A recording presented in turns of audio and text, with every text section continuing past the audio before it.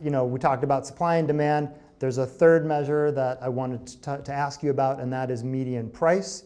And it's showing, we'll put this graph up on the screen, that median prices are coming down.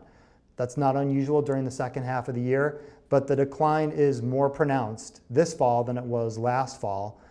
Median price in September was 8.3% below its June peak versus last fall. The peak to trough difference was only about 4.9%. So Mike, what do you make of this data? I think it goes back to some of our prior comments. In the last 18 months has just not been a typical cyclical type year. We experienced such strong momentum in the fall last year. As we said, it felt more like a spring market. So we just didn't have much of a dip last fall because there was so much demand. People were coming out of COVID, they were moving, and they were really trying to find their new home, and we just didn't have that normal cyclicality. So this year, I think you're seeing just a little more normalcy. Again, if you look at the chart, you see even the trough is still far higher than even where some of the peaks have been over the last few years. So the market just feels still incredibly strong and solid.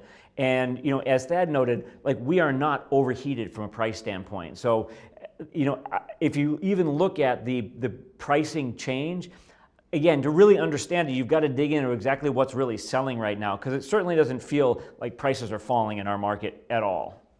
Thad, from a practical standpoint, if you're a buyer or a seller, how much attention should you be paying to this trend line? Oh, I think it's important if you're a seller, because what we always see from sellers is that they're looking at the most recent sale and they often price beyond that.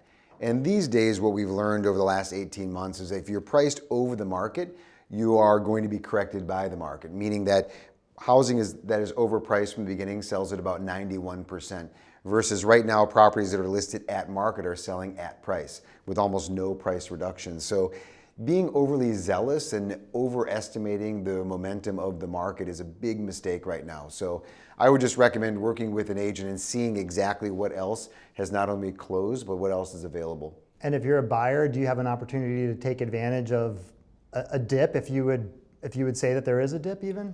I don't think there's going to be a dip, but what I think you can always do is take advantage of October, November, December. And I think sellers can take advantage of authentic buyers that are really ready to pull the trigger during that period of time. But right now, I would say is a great time to buy. And I don't think that we'll have an increase in pricing that's incredible at the next spring market. I feel like we've seen our run up in prices. We're going to have a very stable, gradual increase. We might at the beginning of next year see another 6%, but it'll taper off over the summer and come down in the fall as it usually does.